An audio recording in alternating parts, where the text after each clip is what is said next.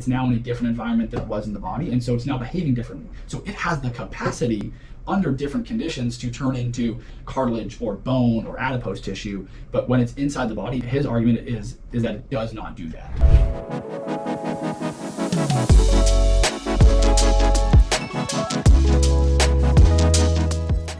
I think there's a lot to be said about removing it from its native environment and then it doing things, because cells get cues on what to do and whether to stay quiescent or not to stay quiescent based on their environment. And so if you remove something from its environment, and now it's lost certain cues, and so it may do different things. That's one of the big arguments on why we should not be calling the MSC or even like the ADSC, why we shouldn't be calling them stem cells. So Arne Kaplan, he's the guy who found the mesenchymal stem cell. He showed in his seminal paper that you take this MSC, this cell, you put it in a petri dish, you give it the environment to grow, and it is going to replicate and it is going to differentiate into the mesenchyme tissues. So it's going to turn into bone and muscle and all that type of stuff, tendon, cartilage. It will grow that way. The last probably 6 or 7 years, he's really been making a push to stop calling it a stem cell and to call it a signaling cell. So it still retains the name of the MSC, but he wants to call it the medicinal signaling cell. And the reason for that is because his new argument is that he was wrong, that this cell does not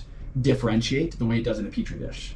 So when you take that MSC and you put it in a petri dish, it's now in a different environment than it was in the body, and so it's now behaving differently. So it has the capacity under different conditions to turn into cartilage or bone or adipose tissue, but when it's inside the body, his argument is that it does not do that. And it more so will provide an environment for other cells to heal. The local native stem cell niche to divide, so the pre-tendon cell or the pre-cartilage cell to then differentiate into the tissue that it needs to become, and that's one of the ways that it is helpful.